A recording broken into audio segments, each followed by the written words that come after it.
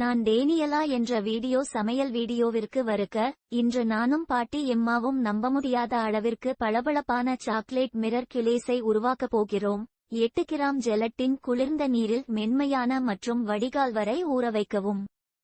ஒரு பாத்திரத்தில் 250 கிராம் சர்க்கரை, 80 கிராம் சலிக்கப்பட்ட கோகோ பவுடர், 80 கனரக கிரீம் மற்றும் 150 தண்ணீர் ஆகியவற்றை இணைக்கவும். தொடர்ந்து கிளறி கொதிக்க வைக்கவும். வெப்பத்திலிருந்து நீக்கவும். 50 கிராம் நறுக்கிய டார்க் சாக்லேட் சேர்க்கவும். உருகுவதற்கு கிளறவும். வடிகட்டிய ஜெலட்டின் சேர்த்து மென்மையான மற்றும் வடிகட்டி வரை கிளறவும். அறை வெப்பநிலையில் குளிர்விக்கவும். ஒரு கேக்கை மெருகூட்ட அதை ஒரு தாழ் தட்டில் ஒரு ரேக்கில் வைக்கவும். கேக் மையத்தில் படிந்து உறைந்த ஊற்ற மற்றும் முழு கேக் மீது படிந்து உறைந்த ஒரு நீண்ட ஸ்பேட்டூலா பயன்படுத்த. படிந்து உறைந்த பக்கங்களிலும் ஓட வேண்டும் மற்றும் கேக்கை முழுமையாக மூட வேண்டும்.